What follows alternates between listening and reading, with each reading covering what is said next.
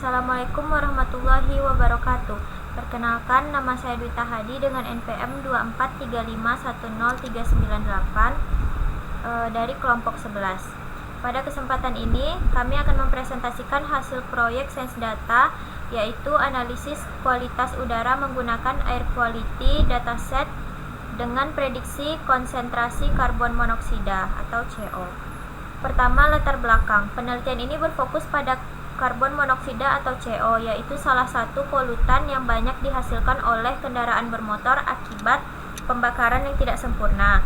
Paparan CO dalam kadar tinggi dapat membahayakan kesehatan. Pengukuran CO biasanya menggunakan alat analizer yang akurat, tetapi harganya mahal. Oleh karena itu, penelitian ini memanfaatkan sensor low cost dan machine learning untuk memprediksi konsentrasi CO dengan biaya yang lebih rendah. Tujuan penelitian. Penelitian ini memiliki 3 tujuan. Yang pertama yaitu membangun model yang mampu memprediksi konsentrasi CO menggunakan data sensor dan cuaca. Kedua, mendukung sistem pemantauan kualitas udara dan biaya yang lebih efisien.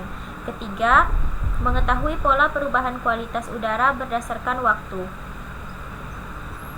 Kemudian, tujuan data mining. Untuk mencapai tujuan tersebut, kami membandingkan 3 algoritma regresi, yaitu linear regression, random forest, dan gradient boosting. Kemudian menentukan model dengan performa terbaik. Kriteria keberhasilan, yaitu model dikatakan berhasil apabila memiliki nilai MAE dan RMSE yang rendah serta nilai R⁻² yang tinggi. Proses yang pertama yaitu data understanding.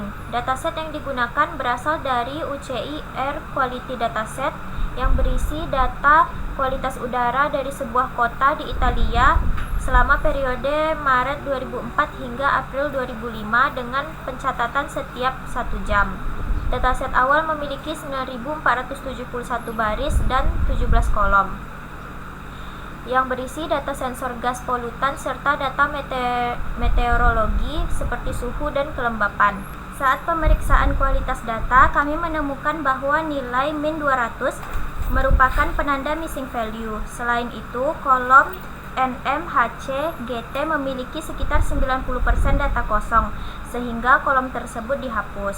Gambar ini menunjukkan distribusi beberapa variabel utama seperti CO, benzen, NOx, NO2, suhu, dan kelembapan. Grafik ini digunakan untuk melihat penyebaran data.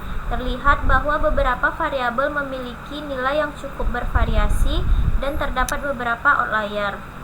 Kondisi ini masih wajar karena kualitas udara dipengaruhi oleh perubahan cuaca dan aktivitas kendaraan. Kemudian data preparation.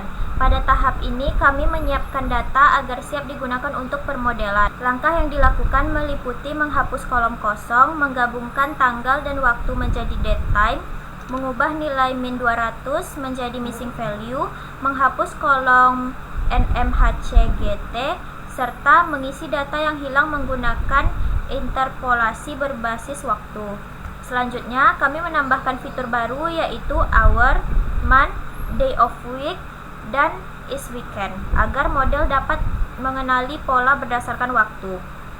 Hasil akhir dataset menjadi 9.357 baris dan 19 kolom, serta sudah tidak memiliki missing value sehingga siap digunakan untuk tahap berikutnya. Assalamualaikum warahmatullahi wabarakatuh. Nama saya Nadia Permatasari Nasution dengan NPM 24351042. Di sini saya akan menjelaskan bagian 5 sampai 7 yaitu modeling, evaluation dan interpretation dan recommendation. Yang kelima itu ada modeling. Pada tahap modeling ini tujuan kami yaitu membuat sebuah model yang bisa memprediksi kadar karbon monoksida atau CO menggunakan data sensor kualitas udara, data cuaca, dan informasi waktu. Datanya dibagi menjadi 80% untuk mengatur model dan 20%-nya ini menguji model. Pembagiannya dilakukan berdasarkan urutan waktu agar sama seperti kondisi nyata, yaitu menggunakan data masa lalu untuk memprediksi kondisi di masa depan.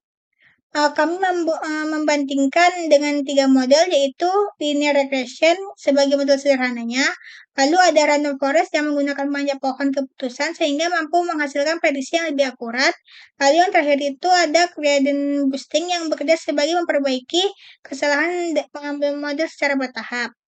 Lalu kita masuk pada keenam yaitu evaluation. Setelah semua model dibuat, kami membandingkan hasilnya menggunakan 3 ukuran yaitu MAE, RMSE, dan R kuadrat.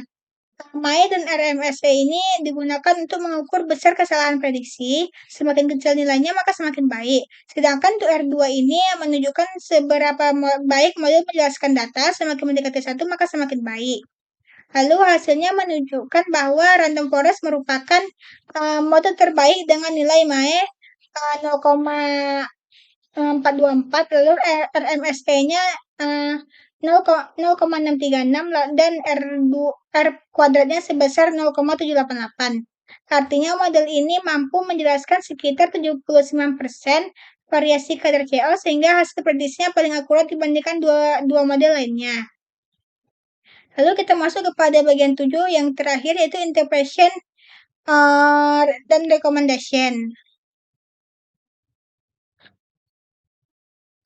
Dari hasil penelitian ini ada 3 kesimpulan utama, yaitu pertama, kadar CO dapat diprediksi dengan cukup baik, menggunakan sensor yang lebih mudah dan murah, sehingga biayanya pemantauan kualitasnya udara bisa ditekan. Yang kedua itu sensor PT 0,08,S2 menjadi faktor yang paling berpengaruh dalam memprediksi kadar CO.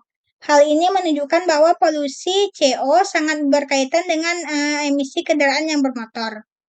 Lalu yang ketiga itu kadar CO paling tinggi terjadi pada jam sibuk, pagi, dan sore, sehingga waktu tersebut perlu menjadi fokus pemantauan kualitas udara. Berdasarkan hasil tersebut, kami merekomendasikan agar pemerintah lebih memperhatikan pengendalian lalu lintas pada jam sibuk.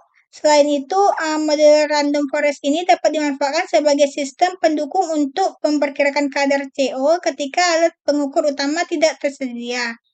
Penelitian selanjutnya juga dapat mencoba metode lain agar hasil prediksi menjadi lebih akurat. Jadi, kesimpulan dari penelitian ini ialah random forest ini menjadi model terbaik untuk memprediksi kadar karbon monoksida, sehingga berpotensi digunakan dalam sistem pemantauan kualitas udara yang lebih murah tetapi tetap memiliki akurasi yang baik. Nah, sekian dari saya. Terima kasih.